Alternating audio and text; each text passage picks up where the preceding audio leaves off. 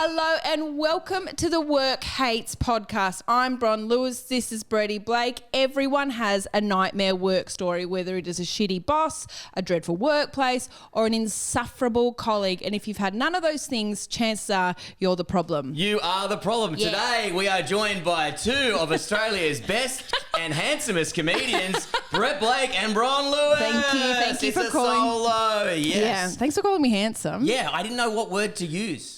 I think that's very nice. Is handsome a good word? Because I'm always scared to compliment women. Because if I went sexy, it's like, oh, well, that's fucking weird. I'd be upset about that. Or I think handsome's fine. Handsome's a general one.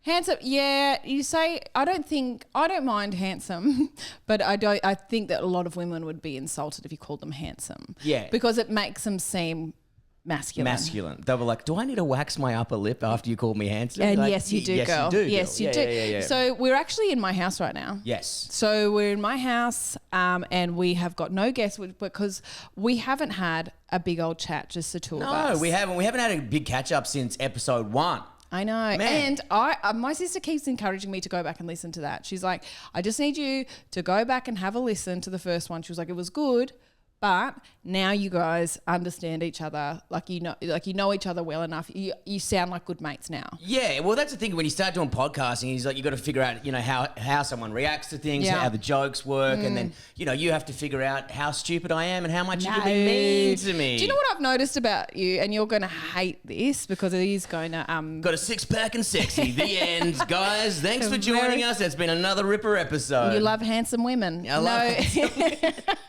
No, you're very kind, and also like you're so kind. So what you look like is not what you are. Oh, that's very nice. And that also sounds like is that a compliment? I don't know, because I look like shit. Yeah, I get it. No, I get it. I look like shit. No, you don't look like shit. You've got an aesthetic that, like, if you came out and said something really misogynistic or you were super nasty, I would be like, oh, okay, look, that's disappointing. He acts like what he looks like, but you are like, it's very disarming sometimes at the start. But it's really quick. So the first time I went speed dating and I found out very quickly. What do you mean? I did speed dating like 2 years ago. Why? And because on my last podcast I had, which was called Worst First Dates. Yeah. I went speed dating and all the guys were dressed up to the nines, wearing fucking YD and looking like handsome and all. Is that up to the nines? Is that YD? YD? I was trying to think of a fancy fucking thing. The best I could come up with was YD. Anyway, JJ's, SpongeBob SquarePants they were looking shirts. good. What's that big fat guy shop they got in Queen? Lowe's? Yeah, Lowe's. Everyone had a Lowe's shirt on. I was very like, nice. Ooh la la. There's a collar. It's very flammable. You found a large in Lowe's. That's never happened. It's normally an 80XL. And all these dudes were dressed up to the nines, and I rocked up, and every chick was like rolling their eyes. Oh no, me. what were you wearing? This? Oh, just normal like black. I only wear black jeans and a fucking black shirt. But you look good. Like, what do you mean? Like, yeah. Anyway, but they were judging. Like, I don't want to be on a date with this guy. Is it the mullet? Was it the mullet? It probably was the mullet. Yeah. But then I was like, after every single date you have like 5 minutes. There was 20 dates you had to be on, or it was 2 minutes, whatever the fuck the number was. I think I got like 16 yeses out of 20. Yeah, and then out of that, I got 8 numbers. So I was like, that's right, bitches. Don't be judging. So how come you didn't get 16 numbers? Oh, because I only liked 8 of them. You have to be like, yes, tick, and then they pass on your details. So did you tick anyone who didn't tick you? Did I tick anyone who didn't tick me? Did you only tick 8 or did you tick 9? Yeah, everyone whose number I wanted or something like that, I think I got.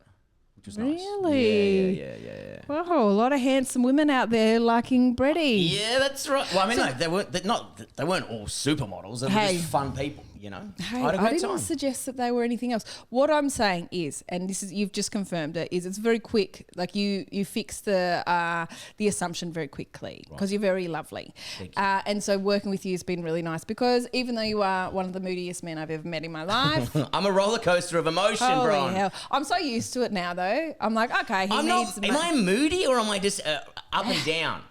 I reckon I'm sporadic. What's the difference? Moody's like, you're like, fuck you, bitch. No, it's not. Oh, okay. Well, what's moody then? It's different moods. Oh, yeah. Okay. Well, yeah, I'm moody. Yeah, okay. It's just different moods. And no, it's fine. I operate in 3 phases. Yeah. Happy Brett, drunk Brett, and stressed out Brett. Yeah, and the first 2 overlap. Yeah. Yeah. The drunk and happy? Yeah. Yeah. Oh, yeah. Oh, yeah. Why do you think I'm smiling? I got a beer in my hand, dude. Fuck. But yeah, I'm like a frantic. I think it's because I'm like I can only, when I set up the lights and all this stuff I'm in one, I can only do one emotion, which is like thinking. Even when I do lighting. Not an emotion, but I love you so much. A thinking emotion. Even when I do like lighting work or work on set or whatever, I'm so fucking quiet. Like I don't really speak to people. I don't have a lot of friends on. I just work. When I'm working, I'm working. And then to the untrained eye, people be like, "Oh, he's upset with me. I've upset him." But I don't take any of your moods personally. No, not even the happy ones. I'm like, am I bipolar? Is that what we're figuring out on this side? Do I need to get more medication? Well, I can see from where I'm sitting a huge bag of my mum's meds. I think they're all for her thyroid, but have a go. Oh, dude, as if I walked into your house and didn't clock that bag. The little fucking road, and I was like, is there Roxy in there? Hello? Probably. Yeah. Probably. But thanks for coming to my house. No, thank you very much. And you said something positive about me. I did. I said something positive. Yeah. Bronnie, I love you. You're so supportive of me. You always have my back. You're the nicest person in the world to work with. I hate and not a this. moment do I ever hate you. There you go. Okay. Yeah. I think it's, because it could have. So this bit over a year, us doing this, it could have been, we started this, you worked out I was a punish, or I worked out you were like quite nasty or really disorganised. Yes. I'd actually prefer you to be nasty than super disorganised. Yeah. You know, because you're like, okay, I can deal with nasty and I can tell you where to go. But disorganised, it's like, I think we work annoying. I think we work really well together. Yeah. And I actually think we've become better friends. Yeah, well, we started, like, we just kind of knew each other, just met each other. I know, because I'm like, you had outside. A dream. That's where we had those 90 cigarettes outside with your husband. It's fucking beautiful. And the rest of the cigarettes out the front now. We try and mix it up. So ciggies at the back one night, ciggies at the front. Yeah. Dude, you've got to have ciggies everywhere. Now, Bronnie, we are heading to Adelaide. We have the Adelaide Fringe live show. I don't know when this is coming out. And then we've got the Melbourne International Comedy Festival. Your show is one of the... You tell a story in your show about the first time. Remember the bullet story you told me? Yeah. Now, this is all the listeners who didn't know, Bron had a student who put bullets on his table. On his table, yeah. And he was threatening to use them on you. Yeah, so he was this kid who was just, he was so horrible. He was, because I think every single teacher has a student that they never forget. And some of you are thinking right now, is that me? Yep. Probably. It is. If you are thinking that, the chances are, it probably is you. But there's a kid who just pushes, like, who has a really enormous hatred for one teacher. And there's one kid decided he hated me so much. I couldn't work out why. I was like 25. It was my first ever teaching job. I was like young and fresh. And I came in and I was like, I think I was too enthusiastic for him. Oh, yeah. As soon as you Do you see know that, it's gross? You're like, oh, my it's God. gross. Someone who likes their job, yeah. I know. Well, I wouldn't say that, but I was there and I was trying to make a difference. Yes. And kids can smell that and they hate it. And so sorry, has she got hope? I know, what an idiot. How do I remove that from her soul? Idiot. I know, bullets. Yeah. So this one kid who just constantly like bullied me and harassed me. And it was so weird because he was a little kid. Like he was a really small kid. You know, in high school, like everyone's growing at different heights. I talk about this in my show. It's kind of like when they walk in the room, it's like the opening scene of Monsters Inc. You know, like there's like some have way too long arms and some are like there's still like their weights just exploded, but their height hasn't caught up yet. Or some have got like a full beard in high school. You're like, dude. Can you get to the bottle shop and get us a six-pack, cunt? You know what I mean? Like they could. Dude. We had this one kid start in year 9 and he was Greek and he had, on his first day, all of the kids came over to him in his class and were like, are you teaching this or? Yeah. And they were like, he was like, pardon? And they were like, are you a student teacher? Relief teacher? Or yeah. And he was like, no, I'm a student. And then the teacher came in, the kids were like, what the fuck? How old are you? 35? And he was like, no. Dude, we had a mate who had pubes in year 2. We're like, what the fuck? Poor thing. Yeah, I know. But he was like, dude, he was a massive, you ain't arguing with him. You know what I mean? There's just some men. And you're like, that guy could flog the shit out of a teacher. Oh, absolutely. And the worst one is when the poor girls grow way too fast. And then they're like, oh, they don't want to be. It's the worst being the tall. It's never happened to me, but the tallest girl in the class. And all the boys are just like, it's just like, I don't want to be the biggest person in the room. My friend, I won't say his name because then it may be out, but his daughter Yeah. She's super tall. Yeah. And I said on the weekend, I was like, oh my God, you're growing so big. And they're like, oh, I was like, oh, no. Oh, Yeah. you're not. Oh, shit. Oh my God. You don't know how someone's going to take it. Oh, with kids, you just leave all adjectives out. Right. Just say, or if you have to use an adjective, describing word. Yep, if you need to, make it nothing about their physicality. Right. Just say, gosh, if you have to, gosh, you've got your mum's eyes. That's amazing. Right. Yeah, because I sometimes struggle how to engage, and I was like, oh, she's playing basketball and she's tall, and I was like, great. She'd get it 50 times a day. Yeah, fuck. Yeah. But you were trying to do something nice. I get it. But so with my eldest daughter, she hates like anything changing, and it's amazing how everyone has to comment on it. Gosh, you're so big now. But as with a kid, especially a girl, it's like big. Yeah. What does big mean? What does big mean? And so we've told Lucas's mum, we're like, do not comment on her body. Just don't comment on it at all. Just talk to her. Just say, if you think she looks, say you look nice. That's it. You're looking lovely. That's it. Yeah. It's because she will. Yeah, you're handsome. You're a handsome 11-year-old girl, aren't you? So like, she just doesn't want to hear it. She doesn't want to know. She wants you to just be normal about everything. Yeah. Okay, don't recognize anything's different about her. Treat her exactly the same. Come on, but that's really hard for the generation before us. They can't not comment on it. They cannot let it go. Every time I come home, Dad's like, you're looking fat. It's like, thanks, cunt. That's all they do. So it's like, do you know I can smash the shit out of your little old face? How about you watch who you're speaking to, cunt, and go get me a beer? You'd never say that. I would never say that, no. You'd think it. No. So, yeah, like Lucas's mum will say, we said, like, don't mention anything about her weight ever. And she's like, okay, all right, good. But she's interpreted that as don't say anything about, like, in the big side. So when Lucas's mum sees Olive, she always says, gosh, you look so skinny.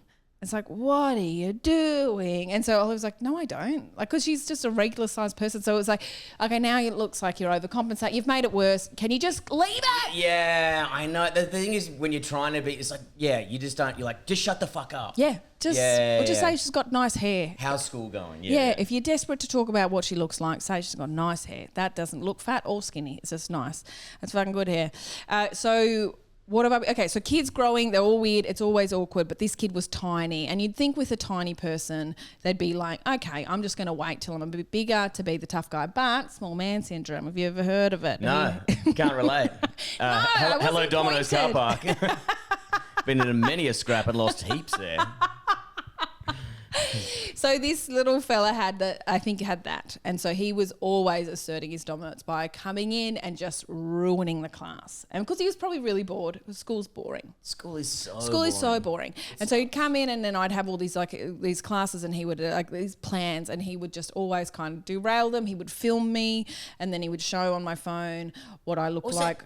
But how was he filming you this long ago? I know. I think it was like a flip phone with like a really sketch. Like it was a long time ago. Yeah. So what's this? 13 years ago. What were the phones like then? Like fucking Nokia 5110 or whatever. So he'd film those, but then he had this app where a bomb would go into me and I would explode. I actually think he's quite creative. But anyway, yeah. It does. I do think you two would get along pretty well. And he would also like say like, where do you ask me little details, Miss Lewis, like. What does your street look like? And I'd be like, what are you doing? Looks like Baghdad, cunt. You want to come down it? I'll fuck you up, yeah? But then I'd notice Have you seen Straight Outta Compton? I'm in the Bloods, brother. He was always trying to find out where I lived, and it was always just this power play. Like he wasn't ever going to come to my house, but he was always like, I know where you live, I know this, and and it was so much effort into like making me feel uncomfortable and unsafe. And then one day, and I talked about this on the project as well. I've talked like this kid has. I talked about this in a show like 2 shows ago, where So what happened? I walked into the classroom. He was already in there, and he was lining his desk by himself. He was lining his desk with bullets. I was like, what are you doing? And he said, I killed a rabbit last night. I shot a rabbit last night and I watched it die. And I was like, okay. And like, this is not, like I live in Brunswick. So he was living in very far out. But I was like, okay. And the eye contact, like he was trying to make me scared. I was like, all right then. And then he said, oh, by the way, if I had a bullet right now, if I had a gun right now, you'd be dead. And I was like, yeah, that is a death threat, no? Yeah. That's 100%, yeah. Yes. And all the kids were like terrified of him because he was like the kid crazy, who... unhinged, no friends. He had friends. School shooter. He was real scary, and he was the kind of kid who would like call the fat girl fat, you know what I mean? Yeah. Like, so everyone was... so everyone would just avoid him. Yeah. And so I was like, okay, well, I will... so I remember I reported it, and the teacher was like, boys, I'm sure I've told everyone about this, but it's a story that has like I've held on to, and when people are like ask me questions like, what was it like being a teacher? What's the worst thing that would happen? That story would come up quite a lot because it's good. It's interesting, and it always blows people's minds. Like, what the hell? A bullet. Anyway, I said to my mum and my son have just walked. Hello. Hello. We're good. Do you want to be on the podcast, Ari? No. So I tell people this story because it's interesting. Everyone's like, what, a bullet? And I'm like, yeah, it's crazy. Anyway, I put it into one of my comedy routines saying this is what happened. And then I made a joke out of it saying, don't worry, I saved him. Just kidding. He's dead. Just joking. Yep. I wish he was. You know, it just became a joke and it was fine. And then I was on the project. And then when I went out to the suburb that... Second time you mentioned project. Whoa, we've all got stuff going on. All right. You're a high flyer. Hello. What I'm saying is it's been like, this story is so prominent that it was on the telly. Okay. Yeah. So it's been on the project. Upwards of 7 people have seen it. Thanks for having me on, by the way. Can I get back on? Thank you. I can't. You can't. No more. Anyway, he had, I went to this gig on the weekend, and it was in the suburb of the school that I used to teach at. And I was talking to them, and I was saying, I used to work out here, you know, it was nice kids, and there was also kids from, and then I mentioned the suburb that is next to it, the one that is actually quite scary, the one that this kid was from. And then they all laugh, and then one lady goes, I'm from here, the place. I'm from that suburb. And she's from that suburb. And they all kind of point at each other. It was, really good vibes. The ladies' lunch, everyone was laughing. There's Prosecco's everywhere. Everyone's laughing. Oh, my Lord, on the beach diesel, having a great time. It was a great gig. Bron's getting up there going, pregnancy photos, and they're loving the shit out of their day. They love that one. I didn't do it, but I did that last time I was there. Anyway, I said, I didn't actually get through that many jokes because it was mostly crowd work, and mostly it kicked off when I said, the worst kid I ever taught, and every teacher's got one. Any teachers in the room, you'll know the worst kid I ever taught was, and then I named him. And then I went to move on, and then a woman stood up in the middle of the room, and it's daylight. You can see the whole room. There's no like stage lights or anything. This woman stood up, and she went, "That's my son." And I went, insane. And because it's such a small community, there would only be one kid called that. When you were ringing me, by the way, as soon as this happened, Bron rang me straight away, and I was like, what the fuck is going on? This is no fucking way, dude. Are you making this up? And the whole when she said, "That's my son," the room went completely ice cold silent. And then it erupted. Like the windows were shaking. Everyone was screaming, laughing. I was looking at the woman, and I was like, well, hey, I did not expect that. And how is he now? And she went, no, he's good. He's really good now, actually. And I said, great. Is he enjoying prison? And she... I was like, man, that could go 2 ways, totally. dude. The whole thing was I remember watching a documentary once, and someone, a comedian was describing what stand-up comedy is. And he said, it's like driving a really unreliable car way too fast on a shitty road. Yeah, so I do agree with that statement. Yeah, it could be fun, and it could be at the end thrilling, and you're like, fuck, I know, like I got through that, no harm done. Everything's still intact, and I'm exactly where I want to be at the end of it. Yes. But it also could go so wrong. There could be people upset. There could be an injury. Your career could be, you could die. Yeah. So when he described it like that, I was like, holy shit, that's what it's like. And this gig that I just did on the weekend, when the woman stood up and said, that's my son, that was a moment where I was like, a wheel is coming loose. And I was like, I just need to go faster. So I was like, I could go, I'm so sorry. I actually mispronounced his name. What I meant to say was Seamus McLennan, something. And she went, well, that's not my son. And then sat down, and then we could get, but I was like, I have to double down. Dude, stay in the fucking moment. I have to double down. And so I doubled down, and that wheel could have completely gone off, but she was a really like a good sport about it. And she said, she laughed, and she said, no, he's actually good. And we all laughed. And then like it was every single joke I had to have a callback to this kid and his mum. And she, at the end of the gig, did you go give her a hug or what? I came off the stage. I walked into, and because she was standing up already, ready to give me a hug. And I went in and we had a nice cuddle and everyone cheered and people were taking photos. She put a bullet in your pocket and said, that's from you-know-who. And I did say, as I was like, could someone please escort me out? I am worried that mum's going to follow me. And she was laughing. And it was totally fine. As soon as I got in the car, I called Brett Blake. And I was like, mate, you cannot believe. Because that story, that has been like a pillar of my, it's like a core memory of mine. This it's so kid funny in that moment. Yeah. It's like a big, and I was like, and the best part was you hadn't even clocked. I was like, oh, well, that's the ending to your show. Or that's got to be such a part of the show. You know what I mean? Like, how exciting is that? Because I think one of the themes in my show is you can't ever say what you want to say, especially as a teacher. Yep. So you just have to have like the strongest filter ever. Yes. And when teachers lose their filter, that kids, it's the best day of their lives. You know, when like a teacher cries, or when a teacher swears, or when a teacher calls a kid like stupid, or things that they're not allowed to say. When a teacher's filter wavers, it is paradise. And I don't think my filter, I swore a bit as a teacher, but I was like, I'd said to them, I swear a bit. I don't care if you guys swear a bit. It's not a big deal. And they're like, okay, great. And it was like an understanding. I wasn't really crazy, unless it was like nasty to someone. But if you'd be like, oh, fuck, I forgot something, I wouldn't be like, because I say that all the time. Doesn't matter. But I remember in high school, and you would have seen this at your school for sure, or something similar.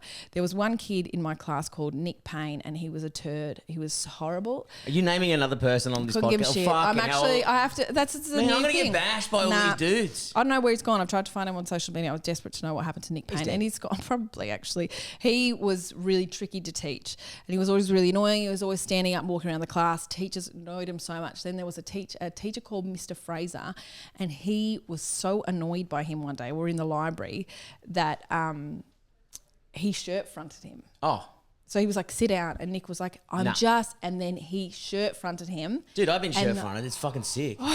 The whole class was like, this was a moment where his filter was gone, and he just did what he was so desperate to do. I mean, I think what he really wanted to do was knock him out, but he just did that, and it was and everyone had to be like, everyone stopped and was like, oh my God, he's crossed the line. He's not allowed to do that. That's an adult. That's a kid. Oh, he's fucked it. And then Nick, he said, get out of my classroom. So Nick left, and then the vice principal walked in and said, Mr. Fraser, we need to speak. And we were like, Nick stomped on him. Anyway, I don't think he didn't lose his job, but it was one of those moments where he bubbled over. You know, it's when you just go, I have to tell this kid I hate him. Yes. I had a teacher do that to me. What? An actual teacher? A teacher shirt fronted me in like year 4 or 5. I think his name was Mr. I want to say Meacham. And I was being a pain in the ass. So I go to the back of the line. I'm like, nah, I'm staying at the front. Or year 4. I was being a year 5. Yeah, it wouldn't have been little. 6 or 7. Yeah, of course. But also, you don't understand how annoying I can be. Well, actually, you've worked with me for a year. You probably do know. But I was doing something, and then he grabbed the shirt and just fucking like a football player, just fucking like kind of punched me through the shirt. Yeah. A shirt front. And then I was like, oh, sucked in, cunt. Because I'm like, that's great, because people have seen it. And I'm like, witnesses. Guess who wins now? Started walking to the office, had a look in the mirror, wasn't red. I was like, where he hit me? I was like, whoa, there's no evidence. So I just started slapping my chest to make it red. And then I went into I was like, man, I've just been assaulted by the teacher. Fuck him. Check this out. And then he's like, oh, motherfucker, now I've got to do something. Like, this cunt deserves to be punched. And I'm like, finally, I get one back on the teachers. Hell yeah. Did he get fired? No, so the principal went in there and said, what happened? He's like, oh, I didn't do that hard. And then, of course, one of the nerd kids, the fucking goody two-shoes, was like, no, it backed up the teacher. And then straight away, I was like, you fucking rat. And then I was like, but really, he didn't do anything. It didn't really hurt that much. It was more of a shock that a teacher put hands on you. Yeah, because you can see them when they want to do it. Yeah. But it's that strong filter that that's basically all uni is them going, do not touch them. Don't kiss them. Don't go near them. Stay away from them. And then 2 + 2 is 4. The yeah, end. Exactly. Yeah. That's all. I read Harry Potter. The end. I couldn't believe once I rushed in. I hated going to uni. I hated it so much. It was so fucking boring. Don't kiss them. Do or not? Actually, I don't think teaching's for me. Bye. All the PE teachers are like, what? I'm going to go kick a football. This is fucking shit. If I can't make out with a 16-year-old, what's the point? But I remember once coming into uni and I hated going there. I've skipped so many classes. But once I went in there, I sat down. I was like, right, what's this class about? It was a 90-minute lecture on why you couldn't have sex with students. It wasn't like a question. I doubt anyone would have questions, but it was and I was like, this one is person's like, but what happens if they're really hot? Like, I'm talking handsome. I know. But it was one of those ones where I was like, oh, this is just for the PE teachers. Like they could have said just the health and PE, you come here, everyone else carry on. It doesn't need to be 90 minutes. Like, because if you do it, you're a pedophile. Yeah. The end. Yeah. But do you want to be a pedophile? No. They're like, this is the consequences. This is the, and I was like, it was 90 minutes. Like they needed to have a toilet break and then come back in. All right. Okay. Now, when you went to the bathroom, if you had a stiffy, we'd still need you to stay around for the idea of talking about having sex with kids. It was so a lot of uni is like, please don't touch them. And then, so when people do, you're like, are you an idiot? Like, what did you learn ever? Yeah. And also, have you never read the news? How embarrassing. Now I think about another teacher grabbed me and like lifted me up by the shirt. Oh my gosh. But gosh. I liked him though, because he was like, it was a fun I think it was one. Mr. Tonkin. No, not Mr. Tonkin. It was, what was his name? Anyway, he was like... Is this primary school as well? Yeah, I think this was year 4 or 5 again. So he just picked you up like a little rag doll? No, he was a psycho. They put me in his class for a reason. But I respected him, like, because he's like, he didn't fuck around. Like, if you were good to him, he was good, but he would lose it. Like, he was like fucking... I think he was like from a war of some description. It was... You know that teacher from Daria? And he his eye just pops out all the time from screaming. That was that cunt. But he was like harsh but fair. Yeah. But I aggravated. He was always good with me, and that mum was always like, he needs a male teacher, otherwise he's just. Not that I don't respect women, but I know I can get away with a lot more because women are generally nicer teachers, I find. Yeah, so this is like anytime I complain about this kid with the bullets to male teachers, they're like, oh, he's fine in my class. Yeah. I'm like, cool. I don't know if it's an alpha thing or I don't understand it, but it was like I always was scared of him but respected him to a thing. But I remember I threw an eraser into the fan and it hit it like perfectly. But perfect, hit the fan. But it went right in between his eyes. Like a fucking sniper shot. Oh, yeah. And it hit him and the whole class just went so silent.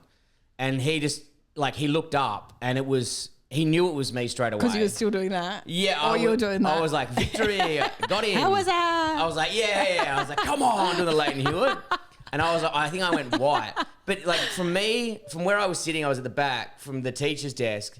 There was other desks and kids, and he was like the Terminator. He just started walking towards me and just pushing kids and desks out of the way. And I was like, Trunchbull. Oh yeah, it was like made up and just hamming him out. Leant over, grabbed me by the shirt, and just lifted me up in the air. Yeah. How did you not think of that story immediately? That's so funny. That was at the back of you're like, oh yeah, I guess another teacher. Yeah, I mean, when you've been hit by heaps of teachers, there's so many stories. But he had me in the air. Yep. And he's like, and I can't even remember. I think I just like, I don't even. He was yelling. I think I did this joke about it a couple of years ago on one of my specials. But it was like, when like a grenade goes off and in a war and you hear.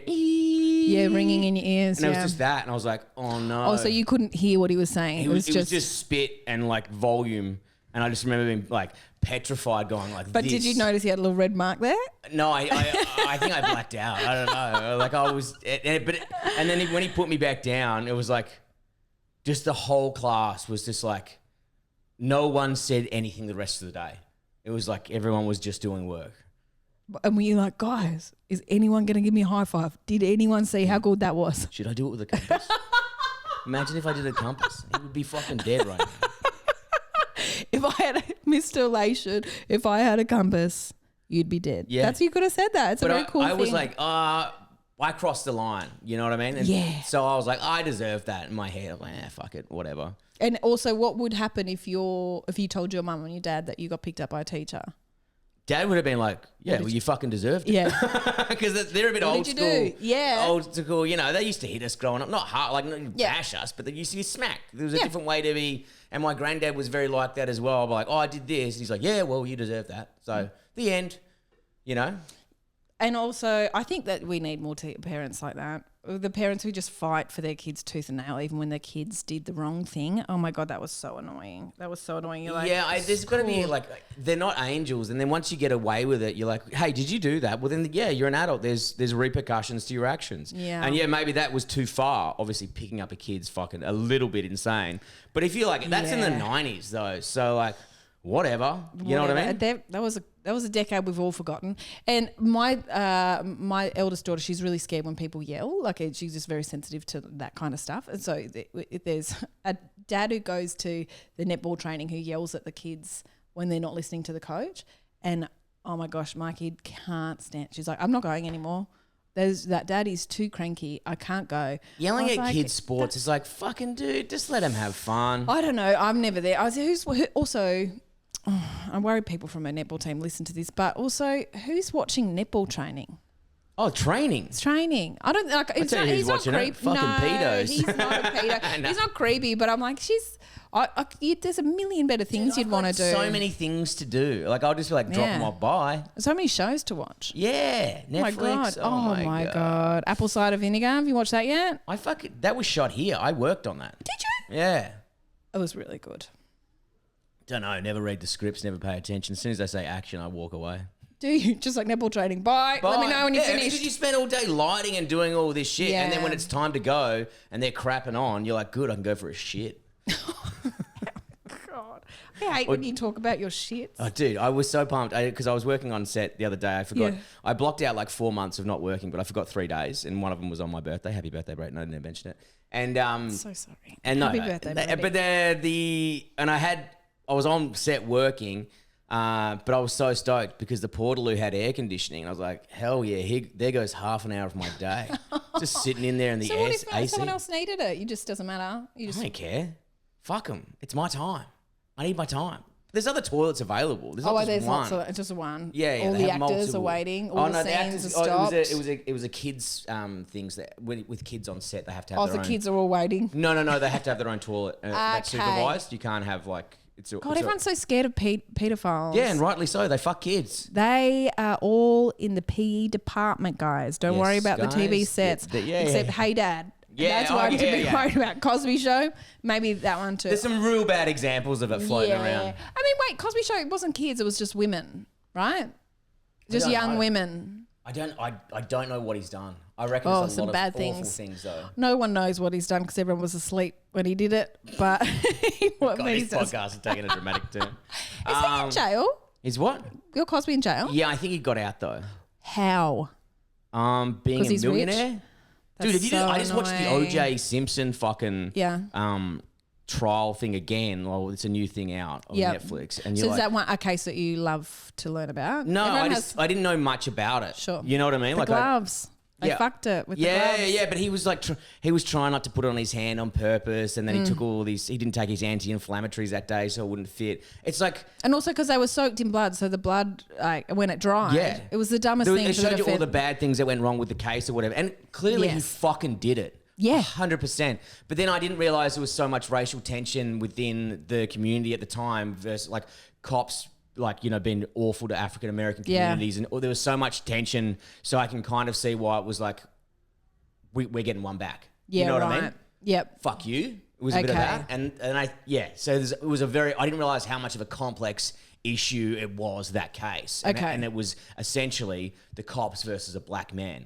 You know what I mean? So, and also a guy who never had any real touch with his community and didn't really. Yeah. You know what I mean? He totally embraced the white. He was just a bad bloke. Yeah, he was dude, he's a This is breaking news. O.J. Simpson was a bad bloke. God, write that down. Guys, you heard it here. Let everyone know. On this podcast. Bretty and Bronny have let you know. What else do we know? Well, Bill Gibson. Bad lady. She's the Mel Gibson. I thought you said Mel Gibson. No, he's also I hate to break it to you. That's a fucking dude. He's a bad man. Yeah. Did I tell you? Were you there the night that I was introduced as a man on stage? Have I mentioned that before? It was a Comics Lounge, and I was I was there. You were there. Yeah. Yeah. Get it to you. Yeah. So that's what I'm used to being misgendered. It's fine. It's just the cross I have to bear as a handsome woman. A handsome woman. I misgendered. But speaking of cops, I got my new show, Little Turd. I'm enjoying doing it. Like it's fun. It's a fun one to do. But I've had to take out so much information. Like I've never had. Like your one, you're adding stuff into. Like my one, I'm talking about because when I was 17 or 16 or 17, sorry, Tom Ballard keeps yelling at me. Tom Ballard's directing it. And he's what a great director. Oh, dude, fucking great. He'd be so good. And he's like, stop. He sent me a list of all these jokes, and he's like, hey, here's these jokes. And I was like, why? I said, I don't want jokes. I just want help with directions. And I looked at him, I was like, man, these are great. Yeah. And he's like, yeah. They're all things you've said and just never said again, you fucking idiot. Have you listened to any of your recordings from your show? And I was like, no, why would I do that? Oh my God. And so it's just like, it literally is a teacher-child relationship. He's going to walk onto the stage mid-show, pick you up, put you up above the thing and be like, fucking do your job. He's like, have you done, you forgot this part. I was like, oh yeah. So, but it's really interesting. Is like you can't like because there's a big section where I talk about how the cops like took us out to a paddock and fucked us up, and he's like, you can't really talk about that because it distracts away from the story. Because you've got to kind of with story shows, you've got to kind of close out the ending and like be the story's about me, my mum, and second chances and not being hard on kids. And if you add in police brutality into it, then it adds another fucking hemisphere that you got to kind of close out. And I was like, and it's also like what you told me about stories as well. It's like if you're going to mention someone, you've got to, you can't just go, anyway, I saw this guy, Steve, and then you talk about Steve for 5 minutes and you've got to mention him again. Yeah. You can't just mention, why did you up? tell me about Steve? So I'm taking on people's advice, but I was like, oh, fuck. I really wanted to talk about how badly they fucked us up, but and what really. For? Is it just so you could be like, sucked in? Maybe it's the reason why I bring up naughty kids, because I'm like, you thought you had the last word? I've got the microphone. Yeah. It's me. Maybe it's that. No, I actually think it's the other way because I know I did something wrong that night and then I got the fucking shit kicked out of me. So it's like 1-1. Yeah, right. But I said to, like I was saying to Bao, I was like, oh yeah, that's fair enough. You know, I did that. And he's like, no, that's insane. Like, that's not right what they did. And I was like, oh, but I threw a brick at him. They're like, man, you're fucking 16. And I'm like, in my mind, I'm like, nah, you did something. And also, like, to your actions. surely that's not in their training. If someone hurts you, you bash them up. Like, surely it's you arrest them and you take them. Guys, I'm going to show you how to put all these kids into a paddy wagon and drive them out to a field and put them in a circle and just fucking kick the shit out of them. That would have been really scary as well. Maybe that's why I wanted to talk about it, because you are bringing up a really traumatic. The story, I cannot wait to see your show. I can't wait to see it. I haven't had a chance. Obviously, you've never done it. You haven't done it in the city where I have been. But the story itself is so interesting about how you were part of a riot and the consequences of that afterwards, and all of the stories of the people who were there with you, how their lives kind of transpired is so interesting. And the connection that you've got with your mum, like that relationship that you have with your mum, is beautiful. I'm really excited to see how it all comes together. I remember you being a little bit nervous about doing this show because it's something that is personal. It's really hard sharing a personal story because you're basically saying this is a part of my life that was big. Do you guys think it's good? You know, whereas because that's what stand up is, being like, do you guys think this is good? Because I think this is good. And when it's a little bit traumatic, it's kind of like, but can you respect it at the same time? How are you feeling? Did that all make sense? And how are you feeling now? Well, that you've done it. Yeah, it's good now I've done it because I tried to do it a couple of years ago. So there's a couple of jokes from a couple of years ago when I attempted to fucking fly it. But I mean, and not that he didn't do it on purpose, but I showed Nick Nick Capper, my good friend, some of the footage, and he goes, oh, I thought it was worse than that. I was like, what? I only showed him like a section of it, and I was like, oh, maybe it's not a thing then. Maybe starting a riot's not a big thing. I was like, oh, maybe it's it's a pretty big thing. Yeah, I know. But I only showed him like a little section of something, and I found more footage since then or whatever. And I was like, oh, but it actually is a big deal. But the other part was I didn't know how I was going to fucking tackle it, whether it's going to be like, oh, growing up with ADHD and medicated, and I didn't want to upset my parents, to be honest. Yeah. As well, because like comedy is like so fucking, it's hard because comedy has to be so personal to be funny. And it's like, even when like, you know, if you joke about your kids, it's like, you fucking, the dial's at 6 and you got to crank it to 9. Yeah. You know what I mean? It's like, absolutely. Truth bones, but you're like, anyway, you don't just go like, anyway, my daughter Olive, she's so beautiful. You're like, my daughter Olive, you got to put a bit of mayo on the sandwich. I've got a joke that it's like one of my most reliable jokes that I would use in like regional towns, or if I'll do like a corporate where I know that they've not come to see me. Like, I don't use it in new stuff or any new shows. It's a joke that I've had for, I know I can timestamp it because I started when she was 7, she's now 11. It's 4 years old, this joke.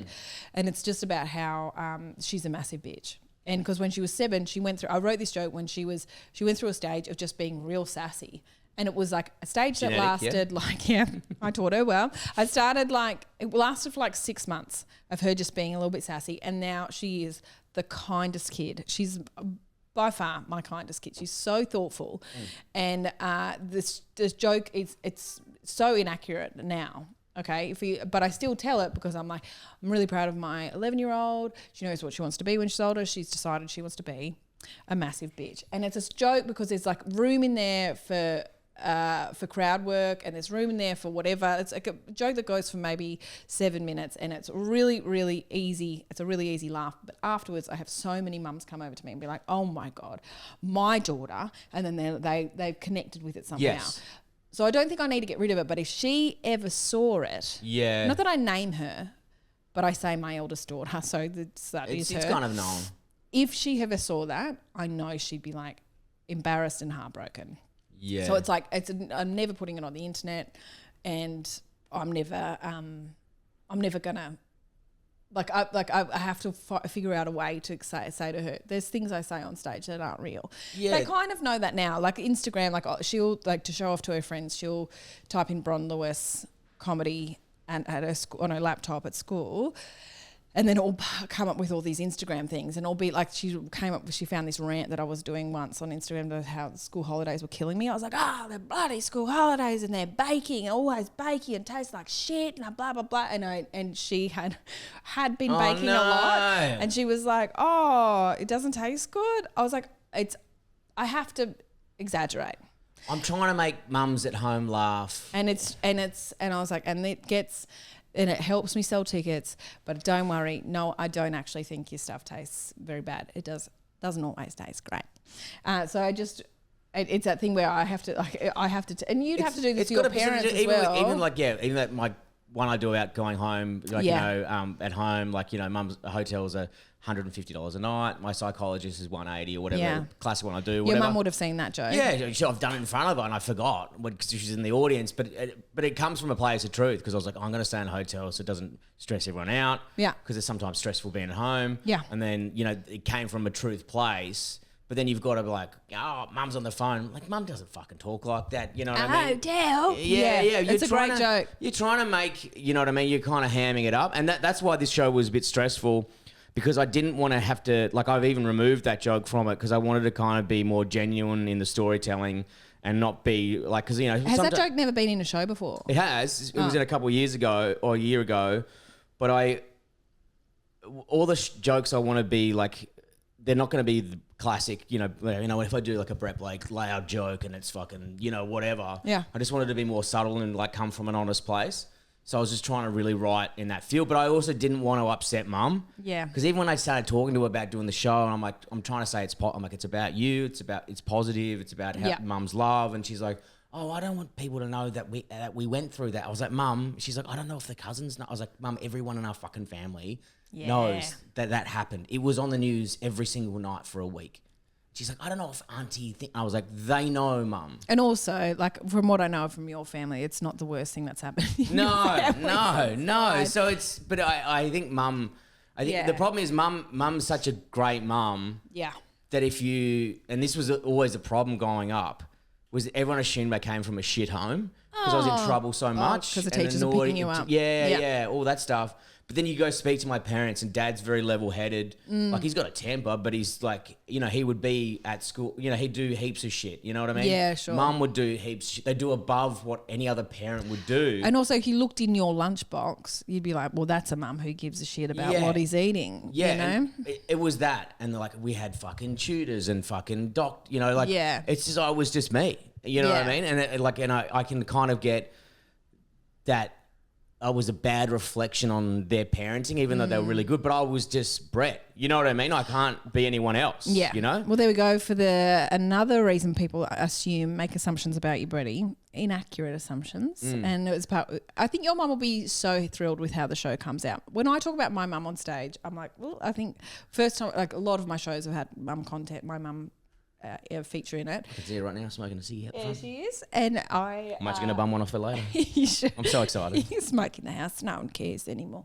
And she and I was like, I don't know how she's going to take this, because there was one bit in my show last year where I talked about how much she hit the roof, and it was funny at the time. But one of the stories that I tell, and it gets this huge, got a huge laugh, was how she walked. All of us 5 kids were sitting at this dining table, had a glass top, and she was cooking in the kitchen. All of us were just chatting away. We were like all teenagers, and she got the casserole dish out of the oven, walked over to the table and smashed it through the table. Glass went everywhere.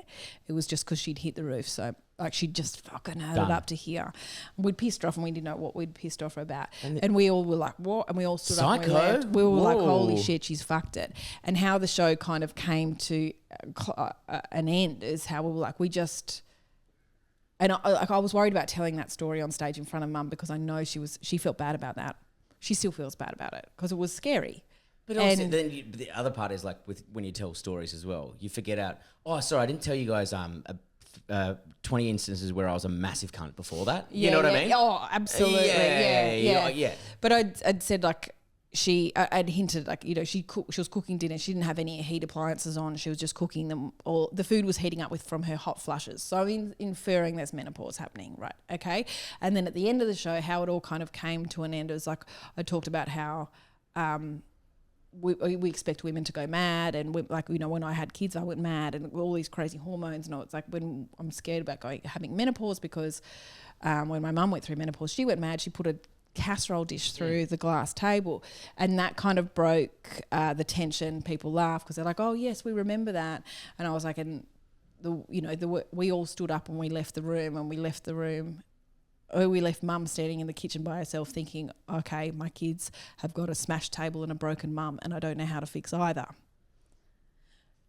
And it was a really important moment for me to say it, not just because I was like, it would have been, we were scared as kids, but she must have been fucking terrified, because you'd never think you're capable of smashing the dining table with all your kids sitting around it.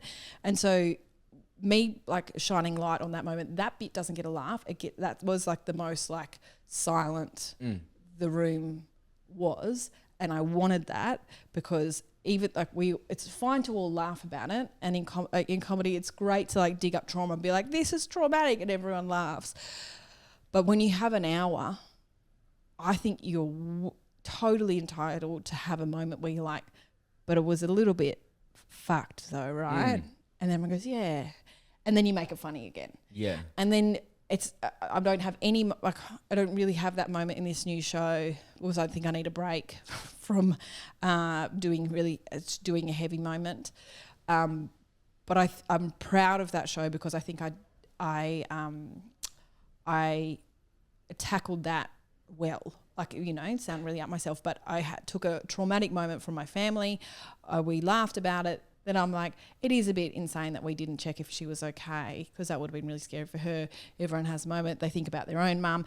Everyone was like, fuck, my mum went mad in menopause as well. It's that moment, it's that connection. Yeah. And then go, so many people said, I called my mum straight after your show and said thank you, or I'm sorry, or whatever. And it wasn't like the point, it wasn't the reason I did that, but it was something that I was like, great. If I just said mum went mad, she smashed this, what a psycho, I don't think that would have been a kind thing to do to mum. But I like show that she was doing her best. That's what she was. Afterwards, she was. I went did my show in Canberra. She came along to it. All of her friends were there. Afterwards, she was the star. Like I came out, it was just a crowd around mum. Oh, you're wonderful, Helen. Oh God, because also mum. All those other mums would have been like, I've had the same moment where I've gone, and we've all had that same moment where we've gone too far, or we didn't, you know. Yeah. But there's a build up, but it's also nice to see the other side of it, because you're actually like kind of showing a bit of the soul as well. Yeah. You know what I mean? And like sometimes with comedy, like you got to show a bit of trauma. You know what I mean? Yeah, and then it absolutely. makes people connect and they can do their own thing with it, Yes. And it's not you slagging off someone, and that's not what the whole show is about, me going, oh, fucking this or that. It's like, it's just me trying to show you something, and then hopefully you can get a little bit of a laugh and maybe learn a little bit out of it, And it's, if you're fine with it, like if you've got to a point, and this is where you would have with your riot, if you were at a point where you're comfortable, you've processed it, you're fine, the audience is comfortable. It's like when you go and see comedians who aren't fine with whatever they're talking about, you can't laugh because you're like, oh, you're actually quite damaged, and this you're not okay with this yet. Yeah, I did a show a few years ago where I hadn't processed the emotion one, and it was like the second show in, and it was fucked. And it was, and it's sharing something that is too sensitive. You're like, I don't want you to have this bit of me, because I don't know how I feel about this bit of me yet. And if they laugh too much, you're like, okay. Or if they don't laugh at all, you're like, okay, well, I didn't like any of those. Yeah, and the other part is like fucking sometimes cutting the bones, some of the stuff that I'm not ready to talk about within that realm of it, you can just kind of leave out, and you can still have a nice little fucking kind of a story as well. But going like the cop stuff, I'm like, the bashing of that. And I was like, I was medicated. I didn't want to be medicated. I was like, I don't want to deal with that just yet. You know what I mean? Like you can still go... You can still go this nice story, You can still conveniently tell what you need to say, and try and get... And the message at the end of the day is I just wanted a nice show for mum. To like... Because sometimes, I probably not the best communicator of that. So I was like, oh... And when I'm joking, I feel sometimes I'm like... I'm mocking her, but I'm not. I'm never mocking her. Like I love her so much or whatever. So I wanted a show to be like... Oh, you're the hero. Yeah. And I reckon this is I can't wait to see this show. It's going to be so, so, so good. Yeah. Are you excited about doing it for Melbourne? I actually am. Like I'm never normally this excited or like doing it, or I'm in a good position where I'm like, there's not a lot that needs to be, like I normally going into Adelaide, I'm like, or even going to Perth, I'm like, fuck, this is a 50% show. But I'm like, no, this is a show. And how long's it go for? Like an hour. Oh, spot on. So it's spot on. It just needs to get tighter and better. And it always does. And you just got to feel more comfortable in the bones of it and stuff. Yeah. But it's good working with someone like Ballard, who's a fucking genius. But he's like he's not rewriting stuff. He's like, this bit goes here, that bit goes over there. Do that. And fucking say that again, you idiot. Listen to your footage. I'm just paying to have a mum. Tom Ballard is my mum. And you always respect mothers. This is good. You've so you're doing it in Adelaide. What are your dates in Adelaide? I start on the weekend live podcast. Oh, so the opening 22nd. weekend. So yeah, I start opening weekend 21, and I'm there for like 8 shows. So I'm so excited. Right. And the best part is our listeners can do the double. Oh, they can go to you, then me. So I can do our show, the live show, then me, then you. Yeah. So 3 hours. Imagine 3 hours of us. You lucky, handsome people. Yeah, you'd be so handsome by the end of it. All right, I've actually got to fuck off to Adelaide, so I've got to go. Okay. But so make sure you come see us. We got live shows in Adelaide. We got the Melbourne International Comedy Festival. We're on for the whole month. Come see both of our shows. Yes. Yours is called Who's Talking? Who's Talking? And I thought it was going to be easy to write, but it's actually been hard because I've had to wade through 10 years of teaching trauma, and I say that in my show, and the teachers are like, yeah, it's been a really fun show to do. I'm so excited to do it. No mention of my mum in this one. Maybe. I might have to bring her in. To be confirmed. There is a mention of a mum who will kill me in the suburbs. And a student who might fucking do that. And then I've got my show Little Turd. And guys, if you're not on the Patreon, feel free to jump in. It's awesome. There's extra bonus content. There's and every Friday, well, sometimes I forget. I'm so sorry. Hey, you don't. I try. Actually, really, I think there's been like once where you've forgotten. It's consistent. You're consistent. We're super consistent on there as well. And then it's like bonus content. So we're like talking shit with guests and stuff like that. There's great extra footage in the background there. It's awesome. And it helps us out. And it's only $5 a month. $5. And hopefully if, our Patreon keeps picking up, we can afford to hire a full-time editor to, make our lives easier. Well, yeah, and also, if we don't get a full-time editor, I do feel like you are going 5 hours a day, 5 hours a week we need to hire him for. But you're going to give up on it, and I'll be like, great, well, there's no more pod. So if you want this pod to keep going, yes, $5 a month.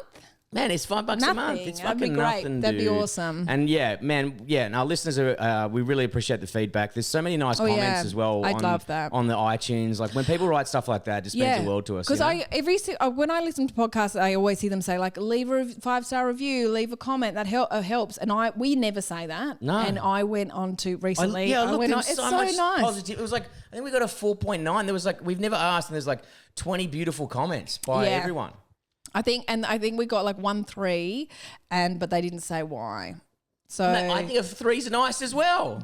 But also I prefer a 5. Yeah. What's your problem? Yeah, do you want to fight? It was probably that kid with the bullets. I'll fuck him up. I've got a gun as well, cunt. Let's see who wins. Probably him. I'm scared. Why did I say that? Guys, thank you very much for tuning in. We love you, and we'll see you next time. Bye. I've been fired from a lot of places. I've been fired from so many places. I went into the class one day, real bullets.